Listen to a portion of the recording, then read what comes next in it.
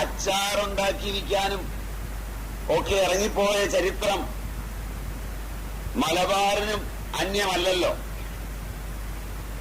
ഞാൻ പറഞ്ഞ രാജാക്കന്മാരൊക്കെ ഇവിടെ ഉണ്ട്, അതുകൊണ്ട് പറഞ്ഞ രാജഭരണം കൈമാറുമ്പോൾ കൊട്ടാരത്തോട് ചേർന്നുള്ള ഖജാനകളില് മിച്ചമുള്ളവയുണ്ടായിരുന്നെങ്കിൽ മാങ്ങാക്കറിയും ഉണ്ടാക്കി ജനാധിപത്യത്തിന്റെ രാജാക്കന്മാരുടെ വാഴക്കൽ ഇതിലൊരു കുപ്പിയെടുത്ത് ചില്ലവരണേ കഞ്ഞി കുടിക്കാനില്ലേ എന്ന് പഴശ്ശിരാജ കുടുംബം വരെ പറയേണ്ട ഗതികേടിൽ എത്തുമായിരുന്നില്ലല്ലോ.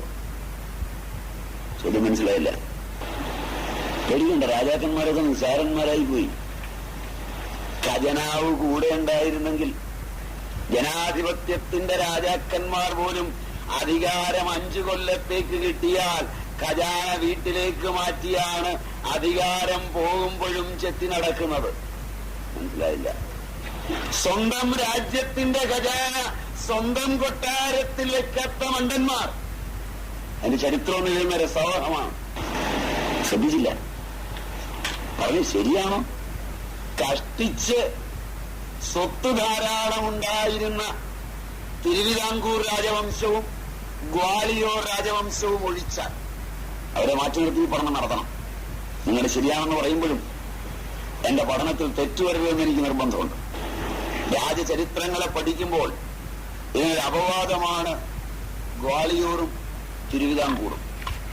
അവരെ മാത്രമേ ആധുനിക രാജാക്കന്മാർ അംഗീകരിച്ചുമുള്ളൂ. മനസ്സിലായില്ല? ഇപ്പോഴും അംഗീകരിക്കുന്നുമുള്ളൂ. നീക്കും അതൊക്കെ അത്രയില്ല. ഇവർ രണ്ടുപേരാണ് നൈസാമിനെ സനാതനധർമ്മത്തിന്റെ രാജപട്ടികയിൽ എനിക്ക് പെടുത്താനാവില്ലല്ലോ.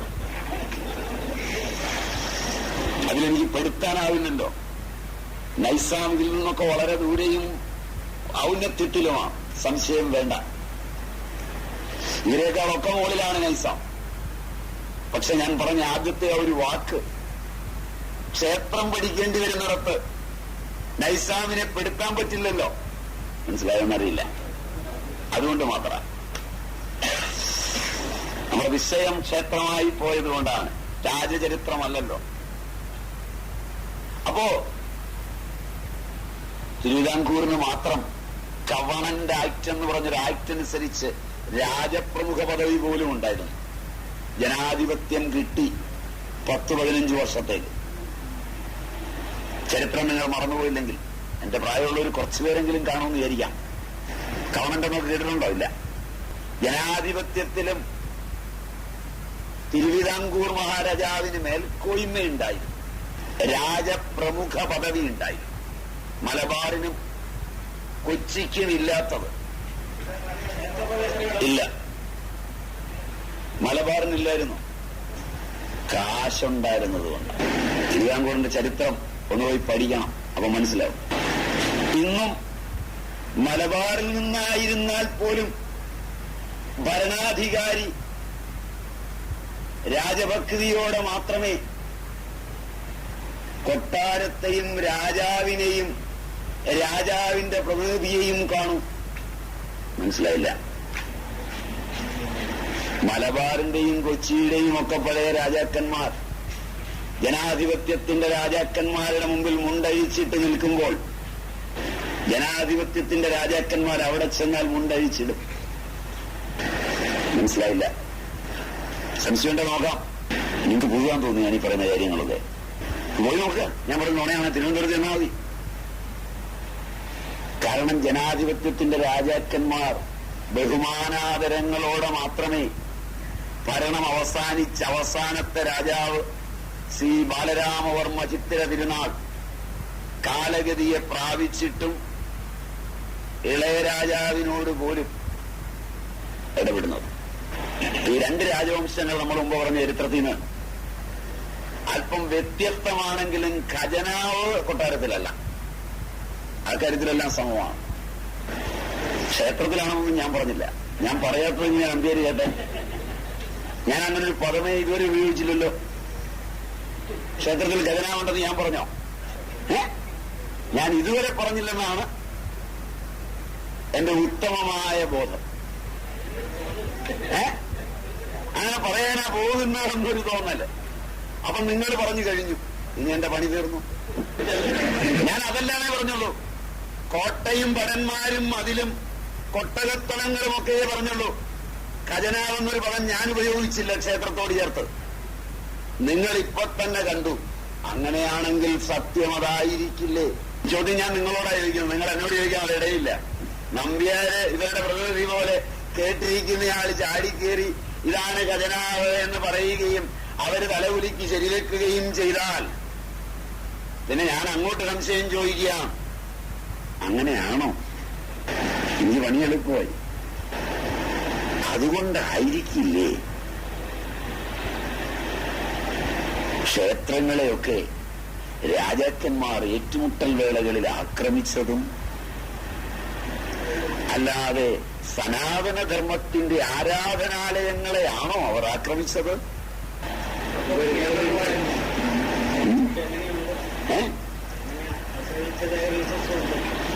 അതൊക്കെ ജനാധിപത്യത്തിന് ശേഷമേ വരാൻ വഴിയുള്ളൂ. കാരണം രാജാക്കന്മാരുടെ ലോകങ്ങളിൽ മതമുണ്ടാകാൻ വഴിയില്ലല്ലോ. പറയട്ടെ ഞാനൊന്ന് പറയുന്നതിനിടയിൽ ചോദിക്കരുത്, പറഞ്ഞു തീർന്നിട്ട്. ഭരണാധികാരിക്ക് മതമുണ്ടാകുമോ? മതമുണ്ടാകുമെന്ന് എനിക്ക് സമ്മതമാണ്. ഭരണാധികാരിക്കൊരു മതമുണ്ടാകുമെന്ന് എനിക്ക് സമ്മതമല്ല. നമ്പർ 1 തെളിയിച്ചു തരാം.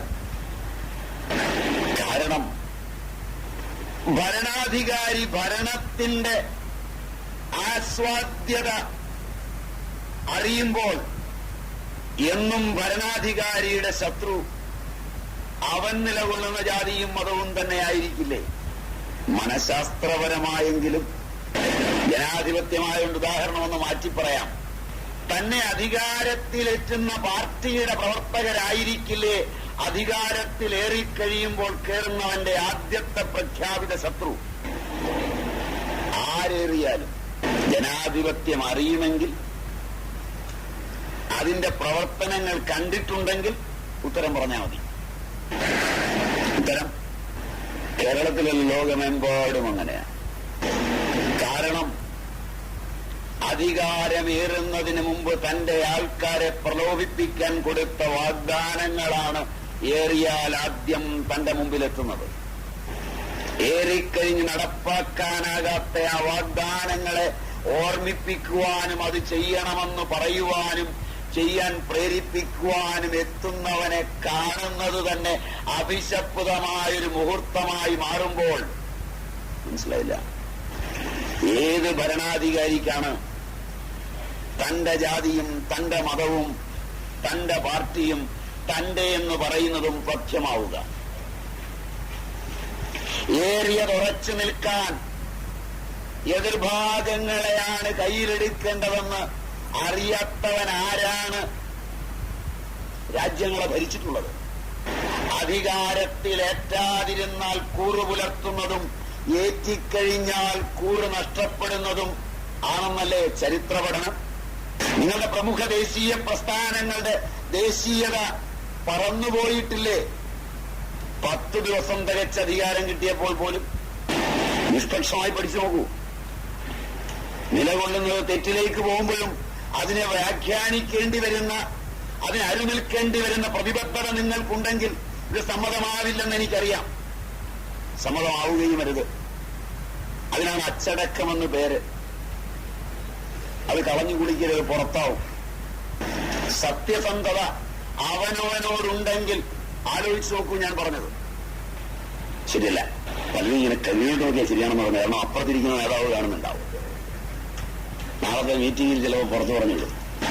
ജനാധിപത്യത്തിന്റെ ഗതി ഇതാണെങ്കിൽ അപ്പം കോലെ കുത്തിവെച്ചിട്ട് കോലരി തിന്നു എന്ന് പറഞ്ഞാൽ പിന്നെ അപ്പത്തിന്റെ കാര്യം? കോല് തിന്ന എലി അപ്പം നേരത്തെ തിന്നിട്ടുണ്ടാവണം. അപ്പം തിന്നണ്ടെന്ന് വെച്ച് കോല് തിന്നുവെന്ന് കരുതാനാവില്ല. ജനാധിപത്യത്തിലെ 5 കൊല്ലത്തെ താൽക്കാലികാധികാരങ്ങളുടെ ഗതി ഇതാണെങ്കിൽ രാജാധികാരത്തിന്റെ ഗതി ഇതിൽ നിന്ന് മറ്റൊന്നാകാൻ സാധ്യതയുണ്ടോ? എങ്ങനെ? കാലത്ത്, അധികാരം ദുഷിച്ച കാലത്ത് രാജാവ് അധികാരത്തിന് വേണ്ടി നിലകൊള്ളുമ്പോ, അതുകൊണ്ടാണല്ലോ യുദ്ധങ്ങൾ ഉണ്ടാകുന്നത്.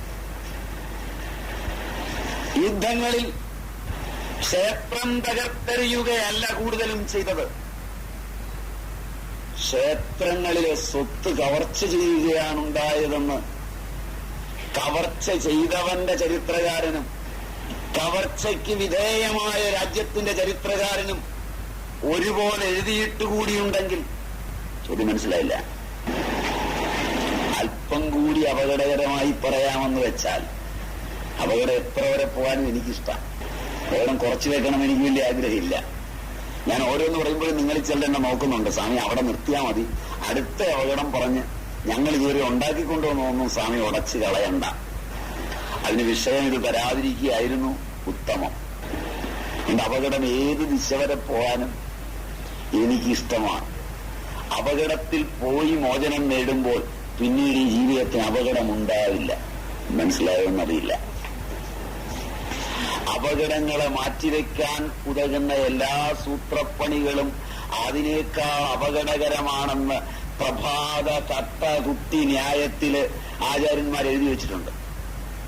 ആ ന്യായത്തിന്റെ പേരാണ് പ്രഭാത കട്ടകുട്ടി ന്യായം. കേട്ടിട്ടുണ്ടോ? ഇതൊരു പ്രാചീന ന്യായമാണ്, ഇപ്പൊ ഉണ്ടാക്കിയതല്ല, പേടിക്കണ്ട. ഈ ന്യായമൊന്നും ഞാൻ ഉണ്ടാക്കിയതല്ല. എന്ന് പറഞ്ഞാല് പണ്ട് ചെക്ക് പോസ്റ്റ് ഒഴിവാക്കാൻ ഒരുത്തൻ തന്റെ വണ്ടി, അന്നത് കുതിരവണ്ടിയോ കാളവണ്ടിയോ, കട്ടകുട്ടി എന്ന് പറയുന്ന ആ വണ്ടിക്കാണ്, ആ വണ്ടി ചെക്ക് പോസ്റ്റ് ഇരിക്കുന്ന വഴിയല്ലാത്ത ഇടവഴിയിലൂടെ കൊണ്ടുപോയി. മനസ്സിലായെന്നറിയില്ല. ചെക്ക് പോസ്റ്റ് ഒഴിവാക്കിയാൽ കുറെ കാശ് ലാഭമുണ്ട്. ചെക്ക് പോസ്റ്റ് ഒന്നും ഇന്ന് തുടങ്ങിയതല്ലോ, പണ്ട്, വളരെ പണ്ട്, വൈദിക കാലം. അന്ന് ചെക്ക് പോസ്റ്റ് ഒഴിവാക്കിപ്പോൻ അന്നേ ഉണ്ടാകുന്ന ഈ കള്ളന്മാര്.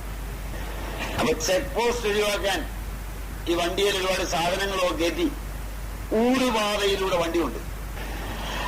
അപ്പോ വളരെ കൂടുതൽ സഞ്ചരിക്കണം. അവർക്ക് ഊടുപാതകളൊക്കെ ദൂരം കൂടി കയറ്റം കയറിയപ്പോ ലീഫ് പൊട്ടിപ്പോവുകയും ചെയ്തു.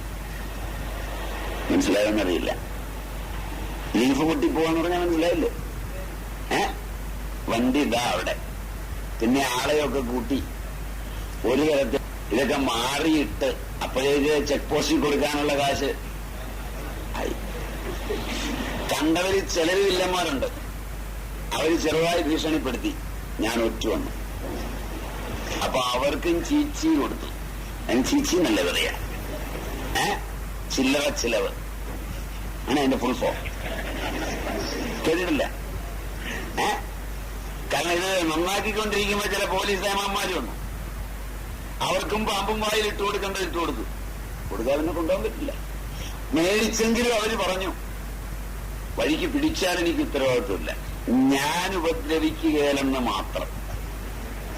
ഞാൻ ഉപദ്രവിക്കാതിരിക്കാനാണ് മേടിച്ചത്, വേറൊരുത്തൻ ഉപദ്രവിക്കുന്നതിന് എനിക്ക് ഉത്തരവാദിത്വമില്ല, എന്നാലും മതി സാറേ എന്ന് പറഞ്ഞാ കൊടുത്തത്.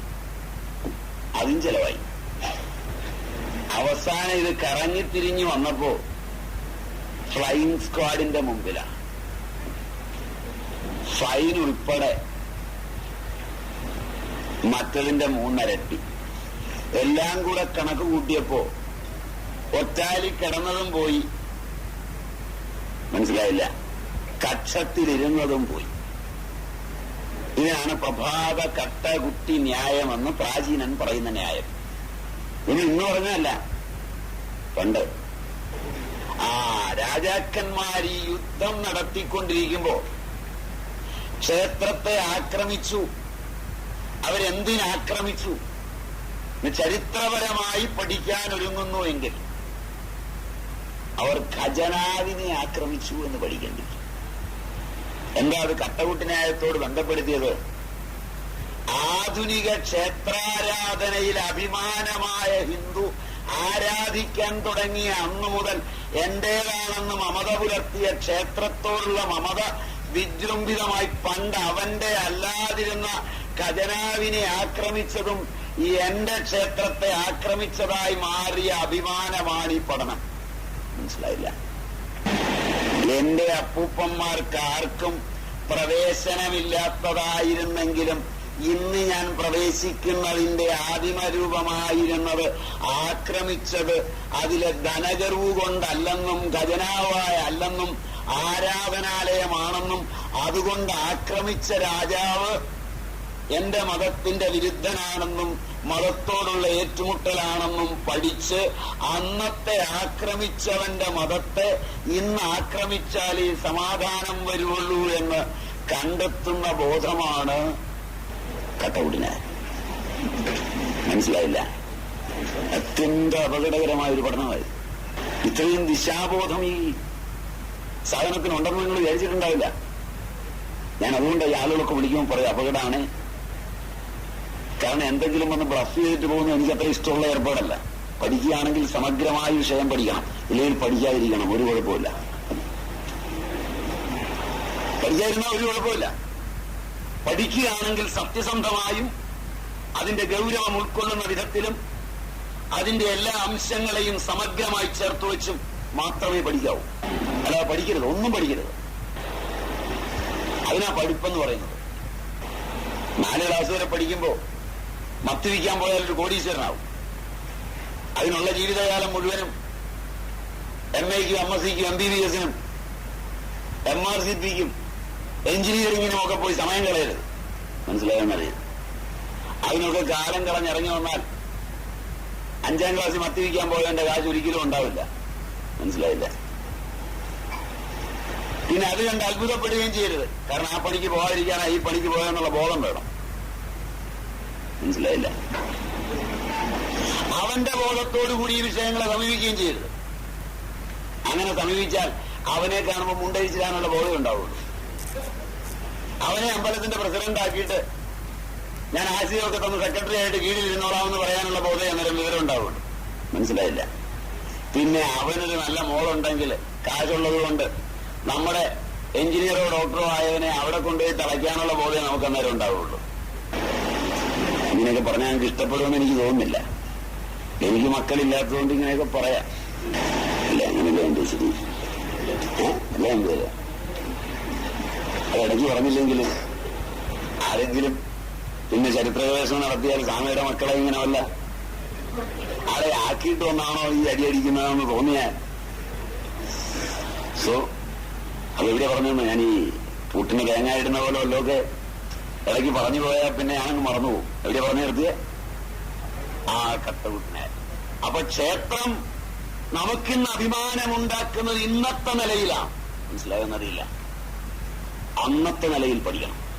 അന്നത്തെ നിലയിൽ ഒരു സംസ്കൃതിയുടെ അഭിമാനമാണ്, സംശയം വേണ്ട. അതെങ്ങനെ? അതും ആദ്യം പഠിക്കണം. അല്ല, അതിനെ നിഷേധിച്ചിട്ട് കാര്യമില്ല. ആ സംസ്കൃതി എങ്ങനെയായി? എന്തുകൊണ്ടാണ് ക്ഷേത്രം ഖജാനയായത്?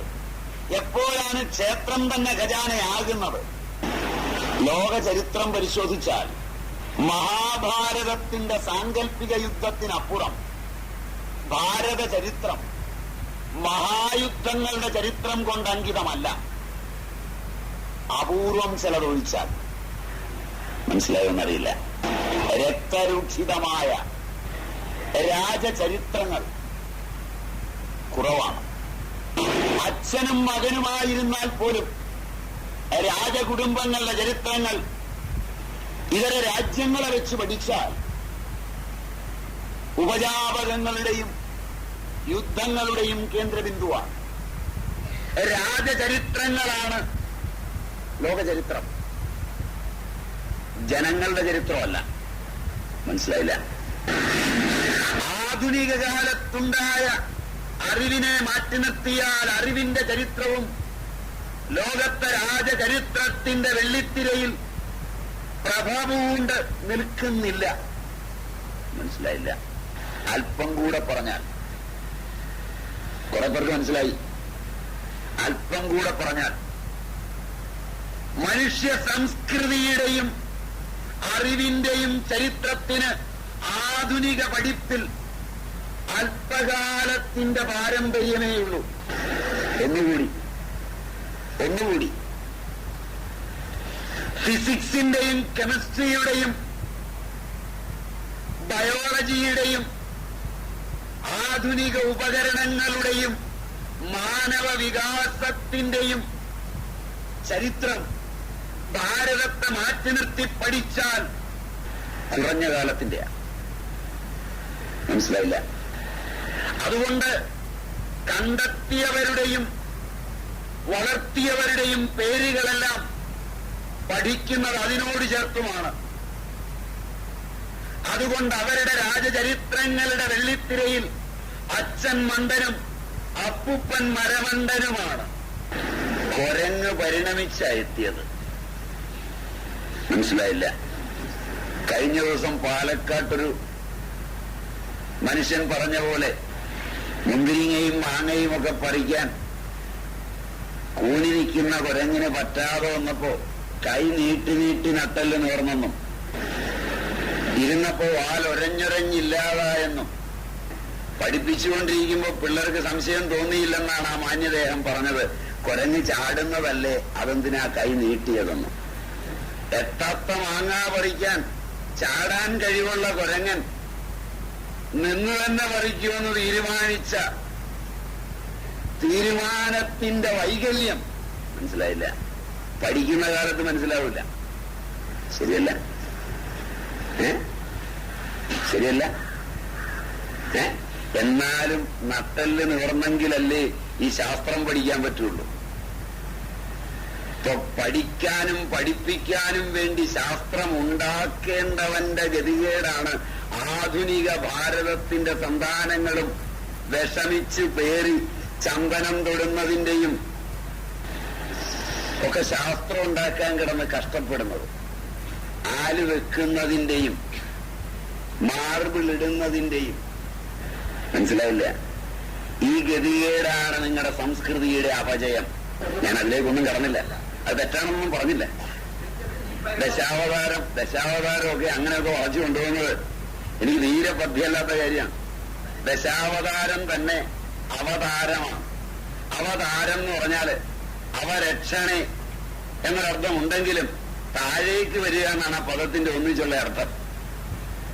ദൈവത്തിന് താഴേക്ക് വരേണ്ട ഗതികേടാണ് വരുന്നതെങ്കിൽ മുകളിലേക്ക് പോകാൻ വെമ്പുന്ന മനുഷ്യന്റെ പോക്ക് അസ്ഥാനത്തായി തീരുമല്ലോ എന്നോർത്ത് വിഷമിക്കുന്നവനാ ഞാൻ. മനസ്സിലായില്ല? അതെ, മനുഷ്യന്റെ ചരിത്രം പ്രസക്തമാകാൻ ദൈവം തന്നെ താഴോട്ട് വന്ന് മനുഷ്യന്റെ ചരിത്രത്തെ പ്രസക്തമാക്കേണ്ട ഗതികേടാണുള്ളതെങ്കിൽ ആ ചരിത്രം വേണ്ടെന്ന് വെക്കുന്നതാണ് ഉചിതമെന്ന് മാറിയൊരു അഭിപ്രായമുള്ളവനാ ഞാൻ. കാരണം ചരിത്രം ഉണ്ടാക്കാൻ വേണ്ടി വിഷമിക്കുന്നതിനേക്കാൾ നന്ന് ഉള്ള ചരിത്രം പഠിക്കുന്നതല്ലേ? ചോദ്യം മനസ്സിലായില്ല? ഇതിങ്ങനെ ഉണ്ട്, അതിപ്പോ എനിക്ക് മനസ്സിലായിട്ടില്ല എന്ന് ധരിക്കാനുള്ള ജാർഗണെല്ലാം ശാസ്ത്രത്തിൽ നിന്ന് നമ്മെ വളരെ ദൂരെ കൊണ്ടേ എത്തിക്കും. ശരിയല്ല? അറിയാൻ മേലാത്തത് അറിയാൻ മേലെന്നും അറിയാവുന്നത് മാത്രം അറിയാവുന്നുമുള്ളതാണ് ശാസ്ത്രം. ശാസ്ത്രം എല്ലാത്തെയും നിർവചിച്ചു കളയുമെന്ന വ്യാമോഹം ശാസ്ത്രജ്ഞനില്ല. ശാസ്ത്രം ചുമക്കുന്ന കഴുതകൾ കൊണ്ട്. മനസ്സിലായില്ല? മനസ്സിലായില്ല? ശാസ്ത്രജ്ഞന് ഈ കുഴപ്പമില്ല. അവനറിയാം അറിവൊക്കെ പരിമിതമാണെന്ന്. അത്രയൊക്കെ അവൻ സമ്മതിക്കും. അത് ശാസ്ത്രത്തിൽ അവൻ കണ്ടെത്തിയുകൊണ്ടാണ് അവൻ ഇങ്ങനെ പരിമിതനാകുന്നതും. നമുക്ക് പറയാം, വിഷയമല്ല. ഞാൻ മറ്റേ ഉദാഹരണം പറഞ്ഞത് തികച്ചും വളരെ സുതാര്യമായ ഒരർത്ഥത്തിലാണ്. ശാസ്ത്രം പാശ്ചാത്യ നാടിന്റെ ചരിത്രത്തെ വെച്ചുകൊണ്ട് പഠിച്ചാൽ വളരെ കുറഞ്ഞ കാലത്തെയാണ്. അത് പറയാനാ, സമ്മതമല്ല. അതാണ് നിങ്ങളിന്ന് പഠിക്കുന്നതും അതാണ്. എന്നാൽ ഭാരതത്തെ സംബന്ധിച്ചിടത്തോളം ഇന്നല്ല, ഹുയാൻസാങ്ങും ഇറ്റ്സിങ്ങും ഫാഹിയാനുമൊക്കെ വരുന്ന കാലത്ത് തന്നെ ഭാരതത്തിന്റെ ചരിത്രത്തിൽ രാജചരിത്രങ്ങൾ പ്രഭപൂശി വിടർന്നു നിന്നിരുന്നില്ല. അപൂർവം രാജാക്കന്മാരുടെ ചരിത്രം മാത്രമേ എഴുതപ്പെട്ടവയുള്ളൂ ഭാരതത്തിൽ. അപൂർവം രാജവംശങ്ങളെ മാത്രമേ നാം സ്മരിക്കുന്നുള്ളൂ. അവരെയൊക്കെ സ്മരിക്കുന്നത് ഏതെങ്കിലും അതുല്യ പ്രതിഭകളായ രാജാക്കന്മാരല്ലാത്തവരോട് ചേർന്നതിന്റെ ചരിത്രത്തോട് ചേർത്താണ്. മനസ്സിലായില്ല? ബുദ്ധനോട്, ശങ്കരനോട്, വസിഷ്ഠനോട്, വാൽമീകിയോട്, വ്യാസനോട് ഒക്കെ ചേർത്ത് വെച്ചുള്ള ചരിത്രത്തിലാണ്. ആ ചരിത്രങ്ങളിൽ രാജാക്കന്മാർ അർത്ഥപ്രഭന്മാരും അറിവിന്റെ രംഗവേദികളിൽ വിരാജിച്ചിരുന്നവർ ഉന്നതന്മാരുമായാണ് ഒരു രാജചരിത്രം നമുക്ക് ലഭിച്ചിട്ടുള്ളത്. അങ്ങനെ എഴുതാൻ കഴിയണമെങ്കിൽ രാജാവിന്റെ തലയ്ക്കുമേലായിരിക്കണം അറിവിന്റെ തല. അറിവ് രാജാവിന്റെ തലയ്ക്ക് കീഴിലിരുന്ന് രാജാവിന് വേണ്ടി ചരിത്രമെഴുതുന്നതാണ് ആധുനിക ചരിത്രങ്ങളുടെ ഗതി. ജന്മദിനത്തിന് ആശംസ നേരുന്നതായും കല്യാണത്തിന് മംഗളപത്രം വായിക്കുന്നതായും ഒക്കെയാണ് പലപ്പോഴും പണ്ഡിതന്മാരുടെ കവിതകളും കഥകളും ഒക്കെ ജനാധിപത്യത്തിൽ പോലും പത്മഭൂഷണും പത്മവിഭൂഷണും ഒക്കെ നേടുക. മനസ്സിലായില്ല?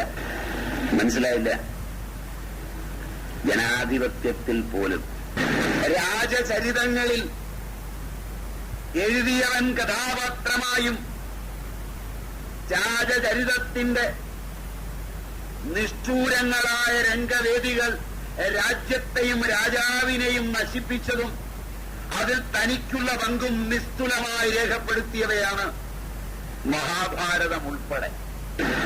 ഭീഷ്മൻ എന്ന മഹാപ്രഭാവന്റെ പതനത്തിന്റെ കഥയും അയാൾ തന്നെ വിളിച്ചുകൊണ്ടുപോയി മഹാതപസ്വിയായ തന്നിൽ നിന്ന് കാശി രാജകുമാരിമാരിലേക്ക് ബീജമെടുത്തു വച്ചിട്ടും ആ സന്തതി പരമ്പരകൾ ലുക്കീമിയയും അന്ധതയും ബാധിച്ച് നശിച്ച ചരിത്രം സ്വന്തം മക്കളുടെ ചരിത്രത്തിൽ തൂലികമുക്കി എഴുതി ലോകത്തോടൊരിക്കലും ഇങ്ങനെയാകരുതെന്ന് പറയാനുള്ള ആർജവവും തന്റേടവും ശാസ്ത്രപ്രതിഭയും അന്ന് രാജാവിന്റെ മേൽ പത്തി വിടർത്തി നിന്നിരുന്നു.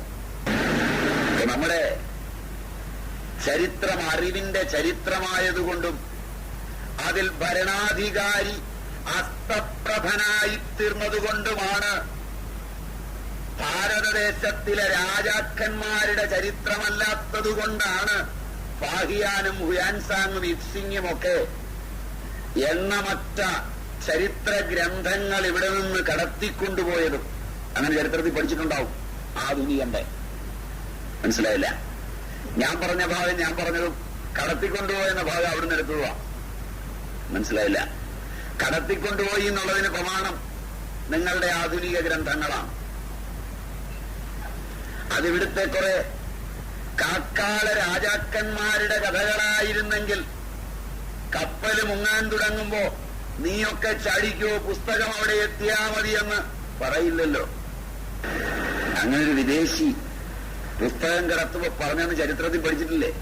പാക്കപ്പലിൽ ഇവിടുന്ന് ഗ്രന്ഥങ്ങൾ കടത്തിക്കൊണ്ട് പോകുമ്പോ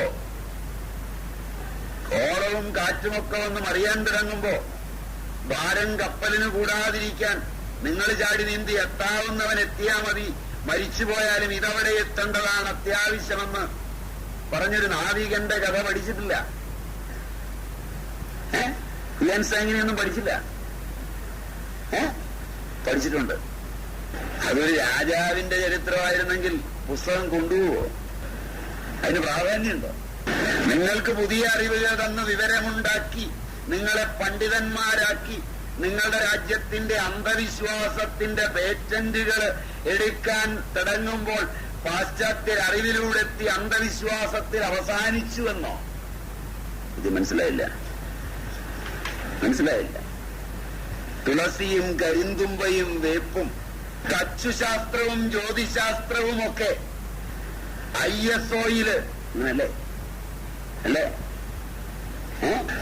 അന്തർദേശീയ പേറ്റന്റുകൾക്ക് വിധേയമാക്കി സ്വന്തം പേരിലെടുക്കാൻ വിദേശ രാജ്യങ്ങൾ മത്സരിക്കുമ്പോൾ ഇതെല്ലാം അന്ധവിശ്വാസമാണെന്ന് നിങ്ങൾക്കറിയില്ലേ? അവരെടുക്കാൻ തുടങ്ങിയപ്പോ എന്തിനാ നിങ്ങള് വെപ്രാളപ്പെടുന്നത് തന്നെ? ചോദ്യം മനസ്സിലായില്ല. 3-4 തലമുറകളായി അന്ധവിശ്വാസമൊക്കെ കുഴിച്ചു മൂടാന്ന് പ്രസംഗിച്ചവൻ അതെടുക്കാൻ തുടങ്ങിയപ്പോ രാജ്യത്തിന്റെ നയം തെറ്റി അവരെടുക്കുന്നു. ഈ അന്ധവിശ്വാസം അങ്ങോട്ട് പോയാൽ അവര് മുടിയില്ലേ? നമ്മൾ രക്ഷപ്പെടുകയും ചെയ്യലേ പുതിയ അറിവുകൊണ്ട്? ചോദ്യം മനസ്സിലായില്ല. പിന്നെ അവരെടുത്ത് മുടിയാനുള്ള സമയത്ത് അവരെടുത്ത് മുടിയട്ടെ, നമുക്ക് നന്നാകാൻ ഈ പുതിയ അറിവൊക്കെ ഇല്ലേ? അവര് കളഞ്ഞൊക്കെ നമുക്കും പഠിക്കാം. ഞാനിതൊക്കെ പറഞ്ഞിരുന്നത് വേറൊരു വലിയ കാര്യം അടിക്കാനാ. ഇതൊക്കെ അതിന്റെ അതിർവരമ്പിൽ കിടന്നുള്ള അടിയായുള്ളൂ. അപ്പൊ ഭാരതത്തിന്റെ ചരിത്രം രാജാക്കന്മാരുടെ മക്കളുടെയും ഭാര്യമാരുടെയും അവരന്തിയുറങ്ങിയ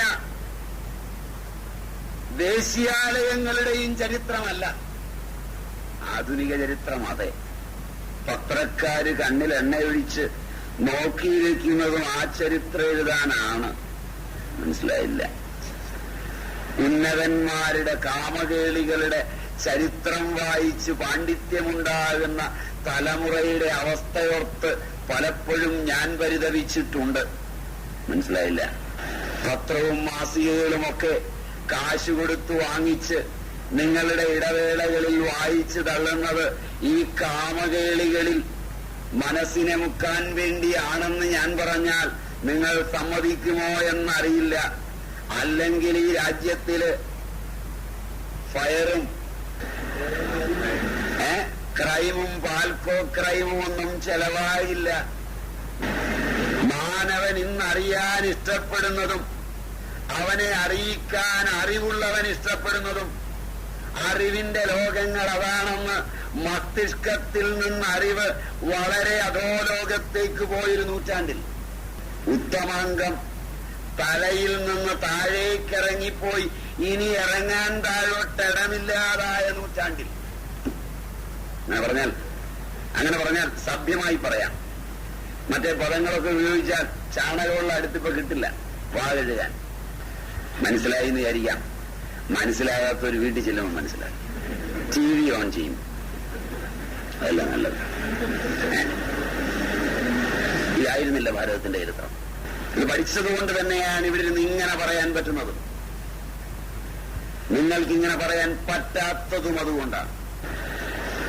ഭാരതത്തിന്റെ ചരിത്രം അറിവിന്റെ ചരിത്രമായി നിലനിന്ന ആ കാലങ്ങളിൽ അറിവുള്ളവൻ യുദ്ധങ്ങൾ ഉണ്ടാകാതിരിക്കാൻ, ഏറ്റുമുട്ടലുകളും മോഷണങ്ങളും ഇല്ലാതാകാൻ ഗ്രാമദേവതയെ രാജൈശ്വര്യത്തിൽ പ്രതിഷ്ഠിക്കുകയും ഗ്രാമദേവതയ്ക്കാണ് എല്ലാ കരവും കൊടുക്കുന്നതെന്ന് ഉറപ്പാക്കാനും ഗ്രാമദേവതയുടേതാണ് എല്ലാ ഭൂമിയും എന്ന് ഉറപ്പുവരുത്താനും അത് മോഷ്ടിക്കുന്നതാണ് പാപമെന്ന് പേടിപ്പിക്കുവാനും ഒരുങ്ങിയൊരു സന്ദർഭത്തിൽ ഉദ്ഭൂതമായതാണ് ക്ഷേത്രങ്ങളെന്ന് പറഞ്ഞാൽ തെറ്റാവുകയില്ലെന്ന് തോന്നുന്നു.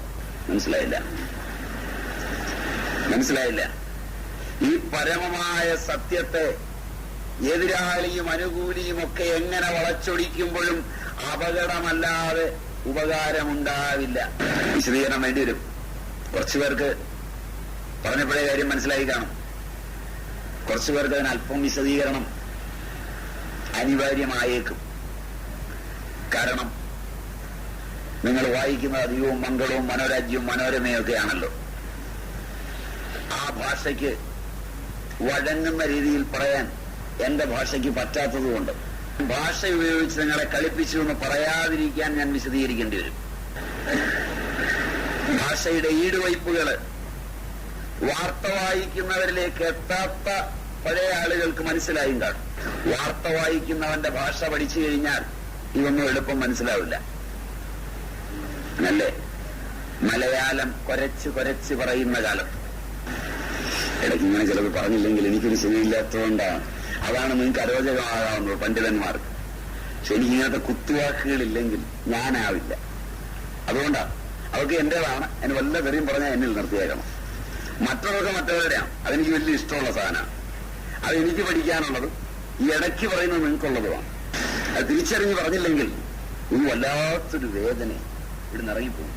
എന്റെ വേദന തീർക്കാനായ ഈ ഇടയ്ക്ക് ഒരുമാതിരി അമ്മായിമ്മ പോരിന്റെ ശൈലിയിൽ ഇങ്ങനെ ഇടയ്ക്കിടയ്ക്ക് പറയുന്നത്. അതെനിക്ക് തിരിച്ചറിയാം. എവിടെ പറഞ്ഞു നിർത്തിയത്? ക്ഷേത്രങ്ങളിലേക്ക് സ്വത്തെത്തിയ മാർഗം ഇതാണ്. നിങ്ങളുടെ എല്ലാം ഭൂമി ഭണ്ഡാരവക പാട്ടമാണ്. ഭണ്ഡാരം എന്നത് മലയാളത്തിൽ പണ്ടാരമായെന്നേ ഉള്ളൂ. ഭണ്ഡാരവക പാട്ടം. പഴയ ആളുകള് അധികാരികളുടെ മക്കളോ അധികാരികളോ ഒക്കെ കാണും എന്നെ കേൾക്കാൻ. പഴയ ജിഒയും GSO ഒക്കെ കണ്ടിട്ടുള്ള വക്കീലന്മാരെന്നെ കേൾക്കുന്നുണ്ടാവും. അവരോട് ചോദിച്ചത് പറഞ്ഞുതരും. ഭൂമി ഭണ്ഡാരവകയാണ്. ദേവതയോ മൈനറുമാണ്. ഇന്ത്യൻ നിയമത്തിൽ, സിവിൽ നിയമത്തിൽ എല്ലാ ദേവതകളും മൈനറാണ്. സ്മൃതികാലം മുതൽ ജനാധിപത്യം വരെ ഇന്നും ഞാൻ ഈ പ്രസംഗിക്കുന്ന ഈ നിമിഷവും നിങ്ങളുടെ അമ്പലങ്ങളിൽ പ്രതിഷ്ഠിച്ചിരിക്കുന്ന എല്ലാ ദേവന്മാരും മൈനറാണ്. അവർ മേജറാവില്ല, വയസ്സില്ല. ഇതറിയില്ല, ഇതറിയില്ല. കഷ്ടം. ഇതൊക്കെ അറിയാതെ ക്ഷേത്രത്തെ പറ്റി പ്രസംഗിക്കൂല്ലേ? ക്ഷേത്രപ്പറമ്പിൽ തന്നെ ഒന്നുണ്ട്. ഇപ്പൊ ആ തന്റെ ഇടാണ് തന്റെ ഇടം. അമ്പലപ്പറമ്പിൽ ഉത്സവത്തിന് മതപ്രസംഗത്തിന് വിളിച്ചാൽ അടിച്ച് പൊളിച്ച് പ്രസംഗിക്കും.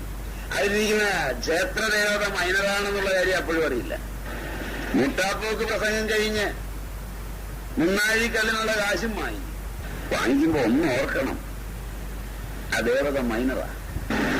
ഇപ്പോഴും പണ്ടല്ല. മൈനറിന്റെ സ്വത്ത് വല്ലതും എടുത്താൽ അത് തിരിച്ച് മൈനറിന് തന്നെ കൊടുക്കണം. മനസ്സിലായില്ല? ഉടമസ്ഥത ഒരിക്കലും ദേവനിൽ നിന്ന് മാറില്ല. കേസില്ലാത്ത സിവിൽ വക്കീലന്മാർക്ക് നല്ല കൊയ്ത്തിനൊരവസരമാണ് ഞാനീ പറഞ്ഞത്.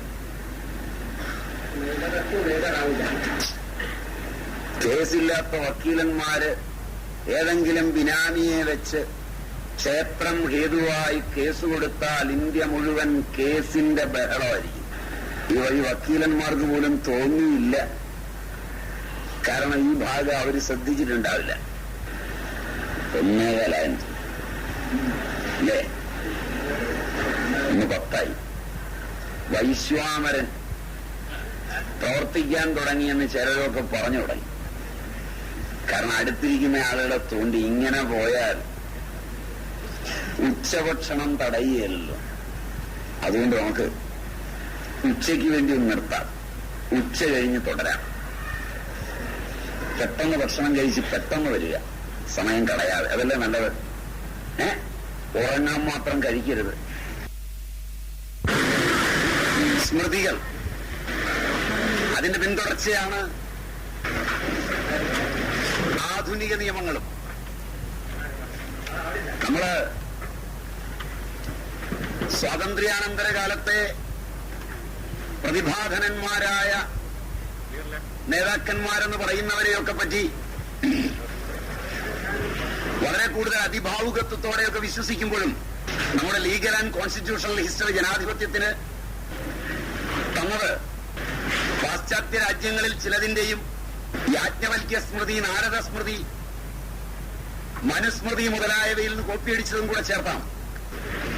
അല്ലാതെ ഭാരതത്തിന് വേണ്ടി സ്വാതന്ത്ര്യ സമരത്തെ ഉൾക്കൊണ്ടുകൊണ്ടോ സ്വാതന്ത്ര്യാനന്തര ഭാരതത്തിന്റെ ഭാവിയെ മുന്നിൽ കണ്ടുകൊണ്ടോ സ്വതന്ത്രമായി എഴുതിയ ഒരു ഭരണഘടനയിലല്ല. റൈറ്റ്? വക്കീലന്മാര് മാത്രമാണ് ഈ രംഗവുമായി ബന്ധപ്പെടുന്നത്. ജനങ്ങള് വികാരജീവികളായതുകൊണ്ട് ഇതെന്താണെന്ന് അറിയാതെയും പഠിക്കാതെയും ഏത് സ്റ്റേജിലും പ്രസംഗിക്കും. നേതാക്കന്മാർക്കതിന് മടിയും ഉണ്ടാവില്ല. ഭരിക്കുന്നവർക്കും ഭരണത്തോട് ഒട്ടിനിൽക്കുന്നവർക്കും എന്തെങ്കിലും പഠിച്ചിട്ട് പറയണം എന്ന പ്രതിബദ്ധതയൊന്നുമില്ലല്ലോ. ഒരു മഹാസമ്മേളനത്തിൽ രാജ്യത്തിന് വരെ അപകടത്തിലാവുമ്പോഴും തങ്ങൾ നിലനിർത്തുന്ന തലങ്ങളിലെ പാണ്ഡിത്യം കാണിച്ചാൽ ജനങ്ങൾക്കത് കൈയടിക്കാൻ വഴിയാവും. അതുകൊണ്ടാണ് നിങ്ങളുടെ പ്രധാനമന്ത്രി പോലും പാലാനാരായണൻ നായരുടെയും വള്ളത്തോളിന്റെയും ഒക്കെ കവിതയിലൂടെയാണ് ജിമ്മിനെ ന്യായീകരിച്ചത്. മനസ്സിലായെന്നറിയില്ല. കവിതയുടെ രംഗത്തും സ്വന്തം കവിതയുടെ രംഗത്തും അതികായനും ഉന്നതനും ഒക്കെയാണ് എന്നത് എനിക്ക് നിങ്ങൾക്കും സമ്മതമാണ്. എന്നൊന്നും എതിരഭിപ്രായമില്ല.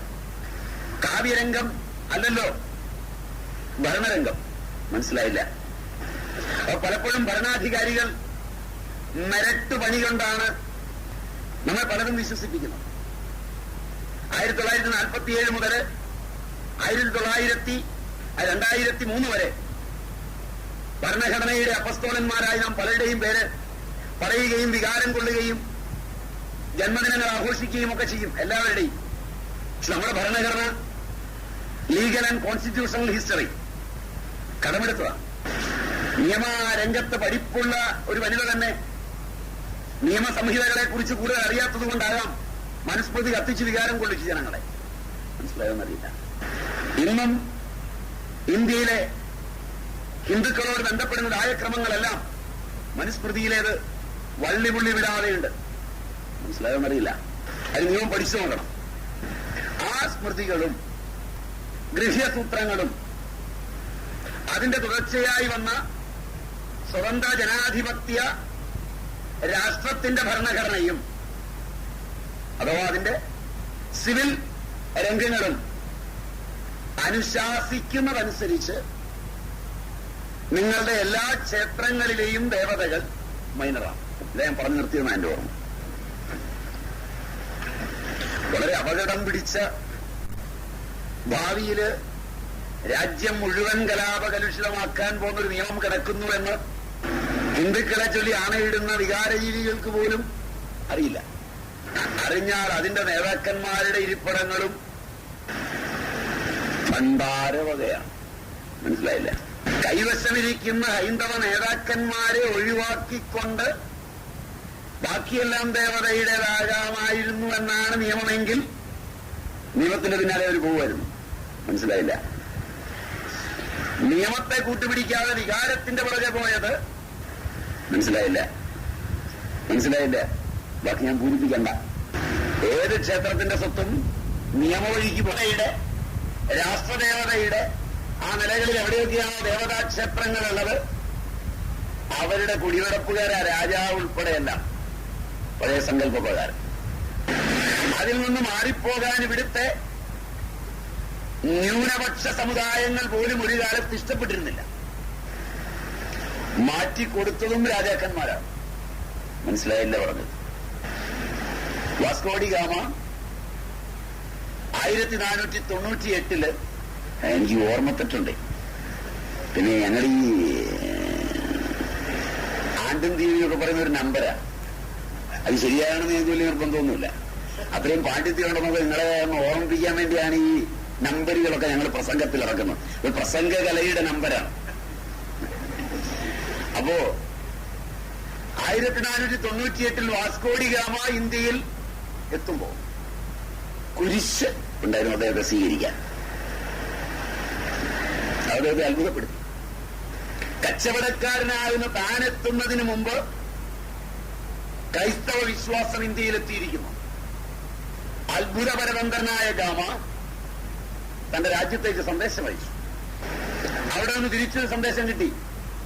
അവർ നമ്മുടെ സഭയിൽ ഉൾപ്പെട്ടോട്ടെന്ന്. അതിന് ഈ ദേശവാസികളായ ക്രിസ്ത്യാനികൾ തയ്യാറായില്ല. കൊച്ചി രാജ്യത്തിന്റെ ചരിത്രം പഠിച്ചാൽ ഇത് കാണാം.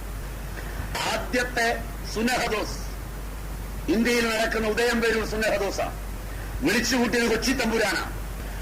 ഫലേറിയോ ആണെന്ന് തോന്നുന്നു. പേര് ഞാൻ എക്സാക്ട് ഓർക്കുന്നില്ല. അന്ന് പോർച്ചുഗലിൽ നിന്ന് ഇവരെ സഭയിലേക്ക് ചേർക്കുന്നതിന് വേണ്ടി ഇന്ത്യയിലേക്ക് എത്തിയത്. ഗോവയിലെത്തി. ഗോവയിൽ നിന്ന് ഉദയംപേരൂരെത്തി. അന്ന് ഒരു കുരിശിൽ കയറി കെട്ടി ഈ ദേശവാസികളായ ക്രിസ്ത്യാനികൾ തങ്ങളുടെ ദേശം ഇതാണെന്നും ഒരു പാശ്ചാത്യ ദേശത്തോട് കൂറുപുലർത്തുന്നില്ലെന്നും സത്യം ചെയ്ത സത്യം ക്രിസ്തീയ ചരിത്രത്തിലെ മഹാസത്യമാണ്. കൂനംകുരിശ് സത്യം. കേട്ടിട്ടുണ്ടോന്നറിയില്ല. രാജാവാണ് വിളംബരം ചെയ്തത്. അവർ അതിൽ പെടുവന്നു. മതങ്ങൾക്കെതിരായി പല്ലും നഖവും ഉപയോഗിക്കാൻ പോകുമ്പോ അവരിതിനോട് കുറുകുലർപ്പിക്കാൻ നിന്നതാണ്. മനസ്സിലായില്ല? ചരിത്രം മറന്ന് ഒന്നും പഠിക്കരുത്. അപ്പൊ അന്ന് ദേശത്തിന്റെ ഒരു ദേവതയുണ്ട്. അതൊരു മതത്തിന്റെയും ദേവതയല്ല, ഹിന്ദുവിന്റെയും ദേവതയല്ല. ഹിന്ദുക്കൾക്ക് അവിടെ പ്രവേശനവും ആരാധനയൊന്നുമില്ല. ആ ദേശദേവത വർഷത്തിലൊരു പ്രാവശ്യം നികുതി പിരിക്കാനിറങ്ങും, ശിക്ഷിക്കാനിറങ്ങും. ദേവതയെ മുൻനിർത്തിയാണ് നിയമങ്ങളെല്ലാം നടപ്പാക്കുക. ചില കഴക ക്ഷേത്രങ്ങളിൽ രാമവില്യം കേട്ടിട്ടുണ്ടോ? അങ്ങനെ കേട്ടില്ല. തീയ സമൂഹത്തിൻ്റെതായി അറിയപ്പെടുന്ന 4-5 കഴകങ്ങളുണ്ട്. ഇത് പയ്യന്നൂർ, കാസർഗോഡ്, തൃക്കരിപ്പൂര് കഴക ക്ഷേത്രങ്ങൾ. ആ ക്ഷേത്രങ്ങളോട് ബന്ധപ്പെട്ട് വില്ലേജ് ഓഫീസർമാരുടെ തസ്തികയിലുള്ള ഉദ്യോഗസ്ഥന്മാരുണ്ടായിരുന്നു നേരത്തെ. ഡിഇഒയുടെ തസ്തികയിലുള്ള ഉദ്യോഗസ്ഥന്മാരുണ്ടായിരുന്നു നേരത്തെ. ഇപ്പോഴും കുറെ പേരൊക്കെ ഉണ്ടെന്ന് എനിക്ക് തോന്നുന്നത്. കൂട്ടായി വേറെ, കൂട്ടായി ഉള്ള പരിപാടി വേറെ. അതിന്റെ ക്ഷേത്രത്തിന്റെ മുഖ്യ പുരോഹിതനായി അറിയപ്പെടുന്ന ആള് അത് വേറെ. അവിടെ തീരുമാനങ്ങൾ എടുക്കുമ്പോ അതിന് സാക്ഷി, ആ തീരുമാനപ്രകാരമുള്ള ശിക്ഷ. എന്റെ ഓർമ്മ ശരിയാണെങ്കിൽ ഇപ്പോഴും ഊരുവിലക്കൊക്കെ ഉണ്ടെന്ന് തോന്നുന്നു.